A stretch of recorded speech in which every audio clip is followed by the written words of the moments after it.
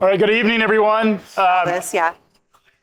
I want to thank everyone for staying through the day. This is an important day. I really appreciate everyone's support and attention that you guys have given. I want to thank the team for putting this together, so let's give them a round of applause. A little bit logistics. There was a little bit of confusion on what time dinner is supposed to be served. I think in the agenda it said 5, it's actually 6, our apologies. Just to hold you over for dinner, there is a beer and wine cart outside, so feel free to take advantage of that. We will have dinner at 6. We do have dinner, it's just a little bit late. But in the meantime, you'll have the opportunity here from Leland Miller. I've known Leland. He's come to F3 events, I think 3 out of the last 4 years. Last year, logistically, we couldn't make it work. But really, Leland is the definitive source of information about the Chinese economy that is not from official government stats. Anyone who's ever paid attention to the Chinese economy or Chinese data know that you pretty much have to take everything with a grain of salt. It's heavily manipulated. Whereas China Beige Book, which does effectively the same function that the federal Beige Book does in the US, they do it in China, going out and interviewing business leaders in China is really the definitive source to finding what's on the ground. So oftentimes you'll read something in the media, and the first place I go to see what Leland and his team has said, to see if it is credentialed and correct, and often find that they have the leading edge. One of the interesting things was during COVID, we saw the collapse of container exports. Is Henry Beyer still here in the room? There he is. I don't know how I missed you. Henry saw, I'll give Henry the credit because it's where it's deserved, saw the collapse of exports out of China in 2022, wrote an article. It was very controversial at the time. And China Beige Book, Leland's group, was the only people that actually confirmed exactly what we saw in the freight data, which was the Chinese market had slowed down much more significantly than what most people saw. And that was where I learned to really appreciate that on-the-ground intelligence that Leland does. In addition to that, Leland has been working with the administration, the Fed, as well as Congress about understanding China's policy and economic issues that are related to China and the United States. So with that, Leland, welcome to Chattanooga again. Really excited to have you here. In this room, we have a group of some of the most influential folks in freight, as well as many shippers that run large organizations that are either dependent upon China or have large operations that have some dependency on China. Is there one message you have for them in terms of what's happening on the ground as it relates to their business? Well, I think that the best way to look at China now is as two very separate economies. You have a broad macroeconomic environment that is slowing down dramatically. I don't think that's a big surprise to anyone in the room. We've been talking about the Chinese slowdown for years, but you see an economy that's weighed down by a lot of problems. You have very weak domestic consumption, very weak domestic demand. You have a property bubble that is deflating, in some cases bursting.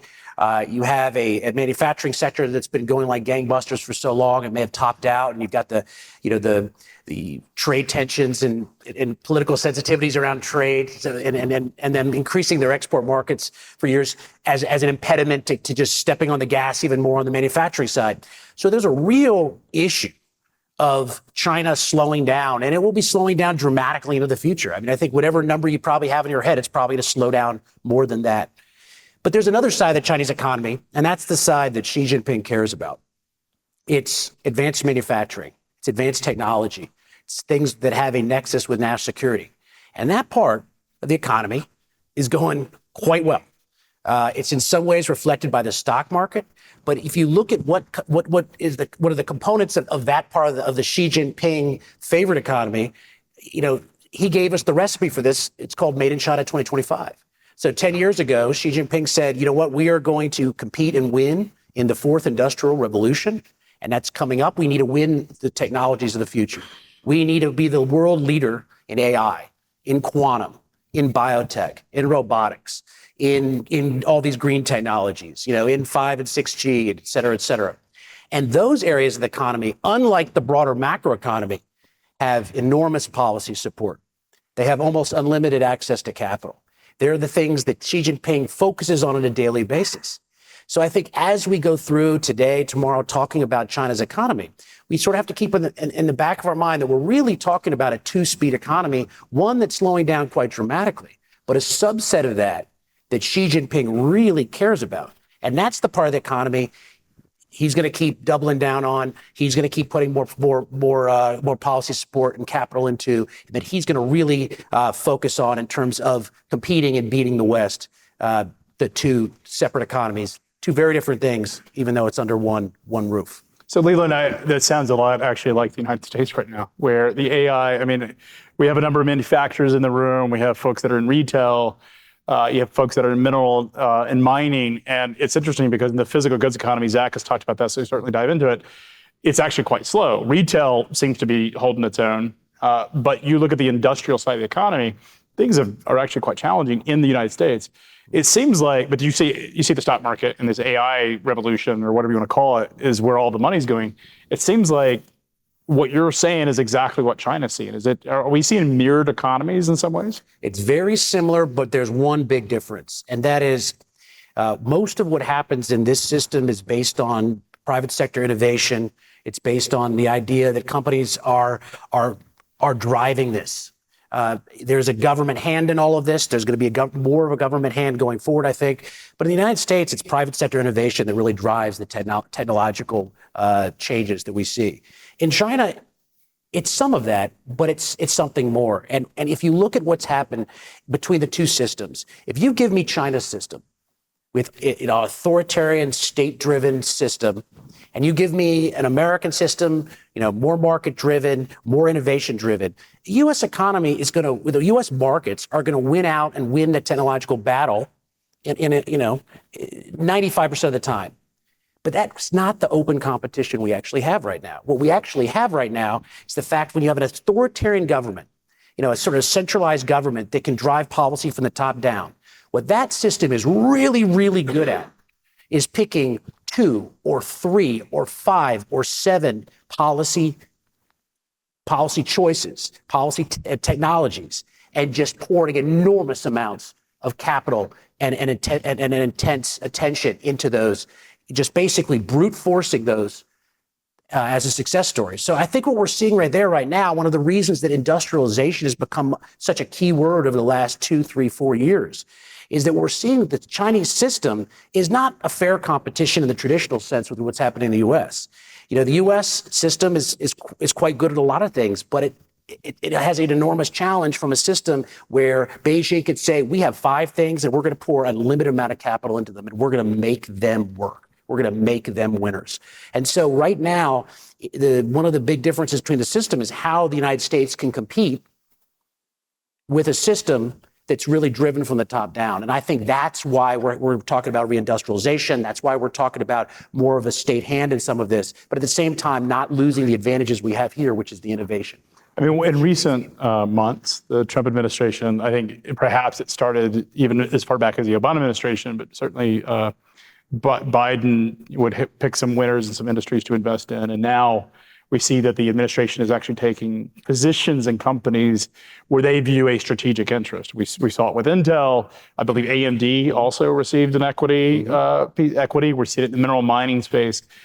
It feels a lot more like Chinese capitalism. Have we in the West or in the United States, are we moving more like China than China moving more like the U.S.? I mean, that's certainly what it feels like. Yeah, it's a really good point. And I'd say that we are. And there are some instances in which we are right to do so, but we need to be very, very careful because most of the time it's a terrible idea. So one example, I think, that in which the administration's done the right thing is with MP. So with Mountain Pass, with the minerals, one of the major deficiencies. Now, this is something that a lot of China wonks have been working on for years, but it wasn't a household topic. Now everybody knows critical minerals and rare earth magnets, and that's sort of the heart of the U.S.-China competition right now is the supply chains around these. But with critical minerals, China controls the world's critical minerals, the sourcing, but more importantly, the processing. And one of the problems with having a regular system that's completely market-driven is they're looking for market signals. And the market signals were always coming from China. And as soon as, the U.S. government or U.S. companies would sort of stand up something to produce to source critical minerals or to process them, the Chinese would up the supply, they'd crash the price, and then all of a sudden these things weren't economic plays anymore, and they went away. I mean, the history of Mountain Pass in particular is one of being set up and then folding, set up then folding, because they couldn't compete on market terms. I think one of the things, the very, very, very good things the administration has done in the last 6 months, has stepped in and said, you know what? There are certain areas that are more than economics. They are economic security, and that means national security. And what we need to do is step in and make sure that we do not lose the ability to produce these things back home, because otherwise we're giving the leverage over these supply chains to somebody else. And it's sort of a worst case scenario if your supply chain leverage is controlled by your adversaries. So I think one of the things they did with the MP deal, they said they came in, they took an equity stake, they did a bunch of things that did sound Chinese, but they also set a floor. And they said, you keep producing so that we're making sure we have these things back home for national security purposes. I mean, a lot of it goes in the defense sector. And we'll make sure we don't lose that back home, and the government will step in and make sure that the economics work from your end. That's a very good idea. Now, some of the other stuff that's happening where the government's jumping in willy-nilly and taking equity stakes in companies, I have a very low opinion of that. So, it's not all one broad brush, but I think that when you're looking at industries that have a national security nexus, it works a little bit differently than it used to. You know, a couple of weeks ago, they announced a set of new tariffs. These were Section 232 tariffs, which are different than the national security tariffs. But one of the things that was interesting was they came out, the first one that I saw naturally is the heavy duty truck tariff, 25%. And I thought for a minute, that makes sense. We need if we got into a war, we would want to produce trucks, and for military purposes, that's what happened in World War II. The one that really got me was the kitchen sink one. It's like, what is the explanation and the strategic interest of putting tariffs on kitchen sinks and cabinets? That one I get that there are companies that care about that, but from a national security standpoint, that would make no sense. It's ludicrous. I mean, so 232, for those of you that aren't in the weeds on this, Section 232 is the act. It talks about national security tariffs, so that you're able to have an authority to tariff certain things based on there being a national security rationale for it. I mean, we now have national security tariffs on bathroom vanities. Yeah. Kitchen sinks, all these other things. Now, there's a little bit of a hidden reason for that, because Trump's tariffs are in front of the Supreme Court right now. And there is a lot of reason to believe the Supreme Court is going to invalidate them. They've already been invalidated, but now they're on review by the Supreme Court. If the IEEPA tariffs, and this gets a little wonky, but these other types of tariffs are invalidated, the administration's plan is to have a whole set of contingency plan B tariffs. A lot of them 232, a lot of them through something called 301, some other mechanisms as well, to have them ready to roll in the second the other tariffs get invalidated. So this tariff regime they've been building doesn't just fall away. So they've been stretching this. A lot of these things won't pass court muster, but I think what they're trying to do is recreate a backup plan for the tariff regime should it fall in the Supreme Court. Yeah, and it seems interesting they didn't do IEEPA on the last set of tariffs. Clearly, they have sort of written, I think, bet on the fact that the Supreme Court's going to overturn them. And let me just make a point about that. At the very beginning, and this is the good side of Trump, it's the bad side of Trump. One of the good sides of Trump is he's willing to break things. One of the bad things for President Trump is he doesn't want to listen to anybody. And one of the things that his trade representative was pushing very hard was say, do not do these Liberation Day tariffs with IEEPA. We have all types of authorities. We have all kinds of things that will pass court muster. It's just going to take a little bit of time. And we're talking about weeks and months, not years. And the administration decided to not listen to that. And now they're unraveling things. And so it's a lot of what's happening is there's a lot of moving forward aggressively, then backtracking aggressively. And that's sort of been what we've been seeing. I mean, one of the frustrations I hear from perhaps people in the room, but certainly other companies, is it's hard to make big capital investments and big manufacturing investments when you can't predict what the actual cost of goods are. If you're planning on putting $1 billion investment and it's going to take 5 years to come out, if the tariffs go from, say, 10% to 30% to 10% to 15%, it's like, how do you even budget that? And that's been one of the more frustrating things, I think, in this whole tariff thing. What are you hearing in terms of? Well, you can't make plans. So one of the reasons the market got really excited over the summer is they said, yes, some of this reciprocal tariff stuff we don't like. Some of it is total nonsense, and some of it, it's fine, but at least it's almost over. So at least Trump's gone big, it's gotten pulled back, but we will have a predictable, stable tariff regime. Even if tariffs are more than we like, at least we'll know what it is going forward. And then the president can sort of shift towards all the other things he wants to do. But at least we'll have the certainty of tariff stability going forward. And I was at a Wall Street conference over the summer, and there was, I'm not going to call out the bank that was talking about this. They're like, this is stability and certain. I was like, this is total nonsense. This is the beginning of Trump's tariff war. It's going to be volatility all throughout the term. He doesn't like to stay put. He's not going to say, this is good enough for me, I'm done with tariffs. It's going to be a constant battle. And you've got a lot of tensions inherent in this, even if he did want stability, because when you're putting tariffs on certain things, it could be effective to reshore that manufacturing back home. But if you're putting tariffs on the inputs to manufacturing, whether it's aluminum or steel or car parts, then you're making it that much harder to reshore. And that tension is playing out right now. There's already talk about how they're rolling back the auto part tariffs and something. That was absolutely guaranteed to happen from the very beginning. It was just a question of when. Because the idea is if you want to accomplish these things and yet you're making the cost of doing business much more for domestic companies, you're going to have a conflict there. So there's a lot in the plan that's internally conflicting. And there's also a desire by the president often to go really big and really loud. And then sometimes, particularly in the case of China, but also in the case of the original reciprocal tariffs, to go big and then have to peel back, backpedal because of the market reaction, particularly the bond market reaction. So this is, I wish I could sit here and say, look, everybody, you'll get the stability you want. It's just days away, weeks away. You're not going to get that. It's going to be very uncertain. And it's going to be a roller coaster ride throughout the 4 years. So Leland, one of the nice things about tonight, you and I are speaking again tomorrow, but one of the nice things about tonight is the chance for folks in the room to ask you questions. So we have a mic here, Barry. Anyone who wants to ask I'll start with one question specifically about China. The media has made it out, and you talked about the sort of bifurcated economy, K-shaped economy. The media has made it out. You get both sides of the story. Either China's doing really well or is doing very poorly. What is the actual on-the-ground truth about the Trump trade war? Is it actually having an impact on the Chinese economy, or are they so insulated and have all these other export markets that are able to withstand it? So there's an expression in Chinese called "eat bitter," 吃苦. And it's a term that refers to the idea that sometimes if you want to, push the revolutionary spirit, you need to be able to live tough. You have to deal with really tough things. And eating bitter is about grinding through in order to get to where you want to go. The first term trade war surprised the Chinese, and they were backpedaling throughout, and they were trying to find a formula. They absolutely think they have a formula now. They spent the last 4 years, prepping for it. And so they're willing to take more pain than we are. And they have control of key supply chain choke points, which is something we can talk a little bit more about too, not just critical minerals. So what they've been doing is they've been insulating their economy as much as possible. It's not possible to insulate it, but as much as possible. And they've been prepared to take pain for a long time. So it's not that the tariffs don't hurt China. They can be very painful.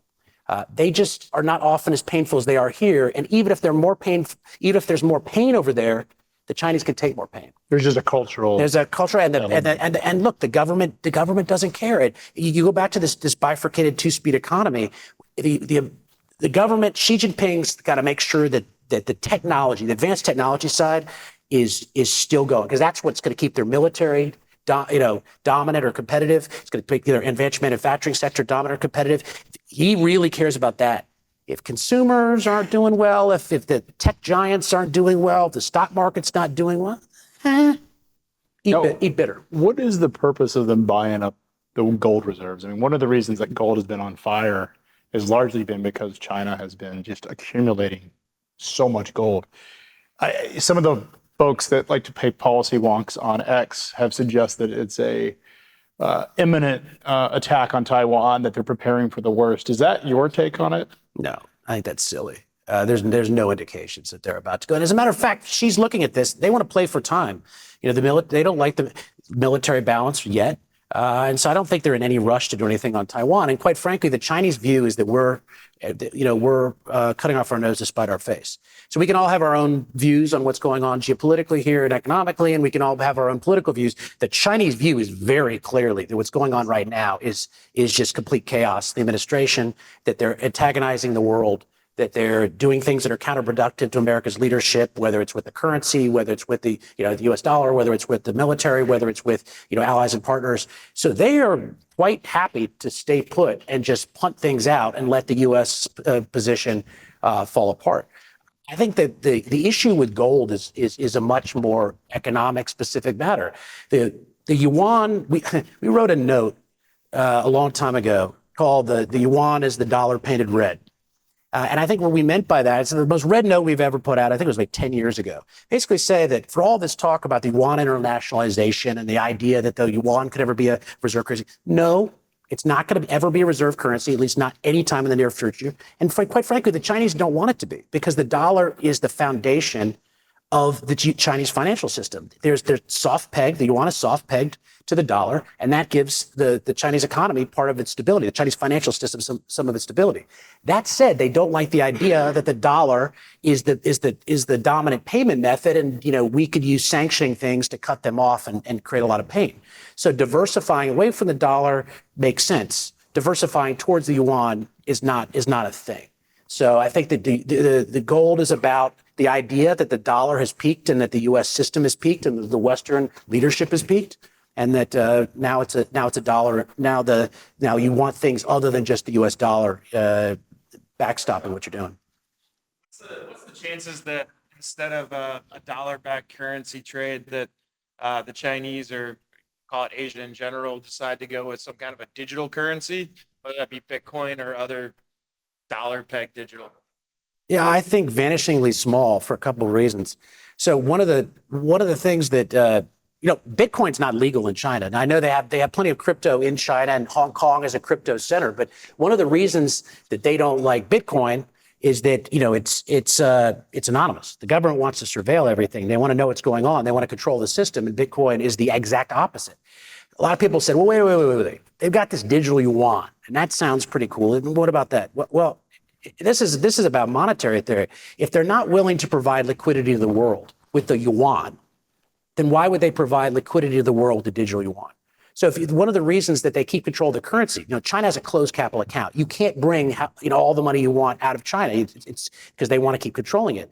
That's the reason it can't be the reserve currency. In order to be the reserve currency, you have to have deep bond markets. You have to provide liquidity to the world so that people could gobble up your currency and use it. They don't want to do that with the yuan. They don't want to do that with the digital yuan. What they do want to do is increase its use in payments. So if they are working not just with Russia, but other countries, they don't want the U.S. government to be able to say, hey, you know what, we can cut off that trade. So as much as they can use the yuan in payments, bilateral payments, that's great. As a payment mechanism, it's great. As a global currency, it's very limited. I don't think that anything in the crypto space or the digital space provides an answer to that for them. Thank you. I wanted to go back a little bit to the tariff discussion you were talking about earlier, in how companies are struggling to make plans because of tariffs changing. I recently listened to an economist saying that in general, once tariffs are in place, they're only effective really 18 months because companies figure out a way to, I can separate. I'm just going to use a quick example. I can buy this radio and the plastic and all that is tariffed, but I can separate the technology out of it and therefore not pay tariff on the technology piece of it. So do you see that ability to get around tariffs as a reason why Trump and the administration may continue to change tariffs so that companies can't get to that point? Yeah, it's one issue, and I think that this is a great point to be making, because one of the postmortems that the administration did. So after they left, after they're out, and a bunch of first-term people were sitting around saying, "What are we going to do when we get back in?" what are the big mistakes we made? What are the big mea culpas? One of the things that Trump himself was really big on. He said we did too many exclusions, we did too many exceptions. We allowed people to get around the tariffs. What we need to do this next time is go big and be comprehensive and not listen to lobbying and not listen to the short-term economic effects, because if you start down that road, it's a slippery slope and then people start getting around them. So they came in absolutely against the idea of exclusions and exemptions. They came in there. They came in wanting to target transshipment. I mean, what does China do? Yes, bilateral trade is falling off a cliff between the U.S. and China, but we're tracking Chinese trade. Chinese trade is skyrocketing in Southeast Asia. Some of that's dumping in Southeast Asia. Some of it's third-party tripping, sending to the United States. So you have a transshipment issue. They know that, but they haven't been able to sort of cap that because the Chinese are really, really good at transshipping things. So they're aware of some of these problems, but what they're trying to do is so enormously broad and paradigmatically different than what we've ever seen before. They're learning just like everybody else. And so how do we plug the ability for the Chinese to do that? They're trying, and the Chinese are getting around it, and other people are getting around it, tariffs. And so part of that's one thing. But, so for instance, with semiconductors, the big thing that's next on semiconductors is to start talking about component tariffs. So we're going to break apart electronic devices. We're going to start tariffing different areas of the device so that we get at the countries we want to get at and the technologies. That's coming. That's coming maybe real soon. But this is the next step in it. Then the Chinese will figure out how to beat that, and then it'll be done. So tariffs are very difficult because you can't just unless you put a wall around your country and have no exemptions or exceptions or exclusions, which is nearly impossible to do, then you're going to have people finding loopholes around them, and that's the game we're in right now. Anyone else? So, Leland, how would you sort of think about the next 24 months? We have a big trade summit coming up the next week, I believe, the next 2 weeks with Bassett. There's been this noise around rare earth minerals processing. Are we going to get to a situation where we're going to reach resolution on a trade deal that at least businesses can have confidence in? Or is this going to be a constant level of just sort of a circus that's constantly changing? Yeah, the answer is no for a couple of reasons. I could go through why people have been overhyping this phase 2 process for a long time. It's nowhere near, even before the latest tensions, it was nowhere near as likely or on a glide path as the media was suggesting it was. It was very far away, and that's one thing. But I think the issue here is we're moving farther and farther away from trade. If President Trump said, "Look, the only thing I really care about is getting Xi to buy soybeans," there are things that we could give Xi Jinping and he will buy a lot of soybeans. So if that's all we're looking at, and that's the extent of phase 2, then sure, we can have a short-term trade deal that the Chinese will follow for as long as they want to follow them. But the problem here is we have moved past that. And that, the U.S.-China competition is no longer principally about trade. It may not have ever been, but it certainly looked like it was for a while there. Now it's about supply chains. And if you look at what the Chinese have done with rare earths and with critical minerals, that's the first step. One of the things that I did for the U.S.-China Commission, I'm a commissioner for that. We have congressional hearings. We did a hearing in June on all the vectors where Beijing controls key supply chains and thus leverage over the U.S. economy. It's not just critical minerals and rare earths. It's pharmaceuticals. If you listen to that hearing, the witnesses talk about how much of the key starting materials and active pharmaceutical ingredients the Chinese produce then send to India, then send to us. It's enormous. There's enormous leverage in some pharmaceuticals that China has over us. Printed circuit boards and other electronic components, foundational semiconductors. There's a whole bunch of these things. And so what we're moving away from is the idea that we're simply going to be using trade leverage to force a couple of commodity buys. Oh, they should buy some Boeings. They should buy some soybeans. That may happen. It's not impossible that we have a phase 2 in which there's like a basically phase 1B for the first term. But we're beyond that in terms of U.S.-China relationship, U.S.-China tensions. And I think what we're going to be looking at going forward is a supply chain war. Because we control a lot of the key choke points on China's economy, particularly in terms of key advanced technology. And China has a lot of huge leverage points, choke points on supply chains that go into our economy, and de-risking that and creating resiliency around our own supply chains, whether it's through friendshoring, for reshoring, other things. That's the next 5 to 10 years. I think the trade stuff, not that it's not important, but I think that that's going to become much smaller part of the big picture. And Leland, is your view that America, through partners, perhaps countries like Canada, Mexico, has the ability to actually take back those critical supply chains and lose the dependency upon China? Is that something that we actually have within the next 5 years, the resolve to actually do something? Well, resolve's a different question. We have the ability. The path is open to us. We just are deeply unserious about this. And, administrations haven't been terribly serious, but Congress is deeply unserious. I spent all my time, walking around Congress just looking at people who are typically deeply unserious about doing anything that disrupts the status quo. No forward-looking thinking on the supply chains, despite this being an issue for years. Is it just because they're ignorant to how these things work? Yeah, then look, the big culprit here, and in a lot of ways, is business coming in saying, let's not disrupt this or let's not disrupt that. And, if you cut China out, China's going to retaliate by eliminating our China market. So why do we not have stronger export controls on Chinese technology? It's because U.S. companies go lobby the White House under both the Biden and Trump White Houses to say, you can't do that. We have a huge market share in China. We got to keep sending our technology over there or we won't have R&D money. We'll lose jobs and blah, blah, blah. And these administrations listen. Congress listens. So we have to figure out what the true priorities are. What do we really care about? I mean, priority one should be to make sure that two most powerful countries in the world don't go to war. And one of the ways to do that is to make sure that one country doesn't have enormous leverage over the other and use that to do some things it shouldn't. So we really need to be thinking about this from a national security perspective. Economic security is national security. And going forward, we need to be able to look at supply chains as probably the single most important vector of the entire competition going forward. Need to be de-risking, need to be creating resilience.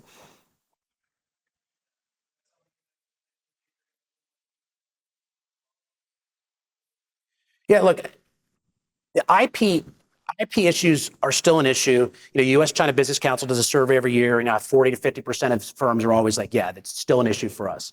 It's not the same issue it was 10 or 20 years ago because Chinese firms are much better. And yes, you have a lot of firms that are really, really good at just, recreating what somebody else developed. But there are extraordinarily innovative firms in China right now. And so there is an interest in safeguarding their IP domestically. So it is still an issue. Is it a tier one issue anymore?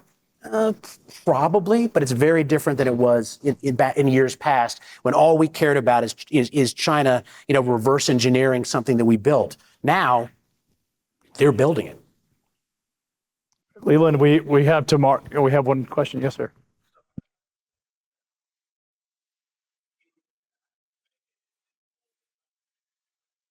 Dynamic, especially with the tariffs. I think recently we've been thinking that India might be a good alternative to some of the supply chain strategy when it comes to our economy. But now that with the tariff that they slap onto India, and then now that India has become a part of the SCO organization over there, they attended the summit. So it seems that there's a dynamic change, and how's your view on that? Yeah, look, tightening U.S.-Indian relations is the most obvious thing in the world. The problem is twofold. One, they get in their own way, and two, we get in our own way. So, we've done all kinds of things to damage the U.S.-India relationship in the last several months that are just mind-blowingly dumb, in my mind, mind-blowingly dumb. On the other hand, anyone who's ever done, business in India knows it is not an easy place to work. It is worse than just about anywhere else to work. And as a matter of fact, I mean, I survey business in China. We're looking at doing the same thing in India, and the environment over there is even crazier, So they have enormous problems just because there's not a comprehensive effort. Everyone's like, India is always the story that's 5 years away. So why has India not done these things to consolidate supply chains and just consolidate regulatory authorities and all kinds of other things, which they should have done? It's India. I don't know. But if they did that, it'd be hugely beneficial to the relationship. If we would stop getting in our own way and on these pesky, nonsensical tariff things that we do occasionally with India, that would be very helpful. So I totally agree. The U.S.-India relationship should be something that we're sort of pushing ahead. But it's not always that easy, apparently. One last question. It's top down versus the US government market driven. Wouldn't that be ignoring all these sort of regional government rivalries that you have, even from a supply chain and trade point of view? Don't you think there might be a risk of overvaluing the resiliency of the Chinese economy? Is there overvaluing the what? The resilience of the Chinese economy, considering that even in a trade war, your goal is to weaken the opposite position, not necessarily collapse it. That makes sense. Like the South Chinese policy regarding the South China Sea, for instance, trade with Vietnam. The Chinese regional government has shown that they've been willing to compromise over the central government's national policy to suit their own economic interests. Wouldn't that create a sort of feedback loop of, as the trade war degenerates, basically regional governments start bickering against each other, and then you end up in a situation where the Chinese government supply chains themselves are much more compromised than it seems from the outside? Does that make sense? Yeah, well, it's a great point, and it's something the Chinese government is worried about. I mean, there's something called an anti-involution campaign right now, which is based around exactly what you're saying, which is, Chinese won't say they have overcapacity.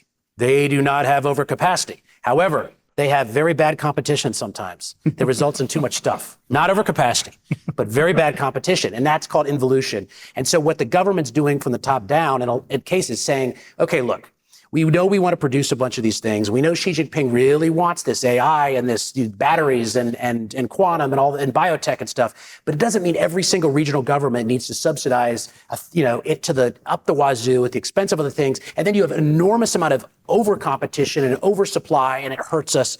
That's what China's acknowledging they have now. So I think that's exactly right. Like, the resiliency of China's economy is significant in terms of their ability to take pain and their ability to do other things. On the other hand, everything they do is based on boosting supply and production, and it's never about injecting market forces and creating more domestic demand so that things work based on market signals. So yeah, you got to look at what China does really well, and you got to be real wary of it, and you have to look at what they do really poorly. And I guess in this case, also be really wary of it, because this overcapacity they're creating is creating these outward export surges around the world, flooding our industry. China has exported more solar power, more solar products to the world than they produce more than world demand by a factor of 2 or 3 or something like that. So you gotta, yes, absolutely understand what they do well and what they do wrong, and make sure that you don't get compromised on either take. Well, everyone, thank you so much, Leland. We'll continue this conversation tomorrow.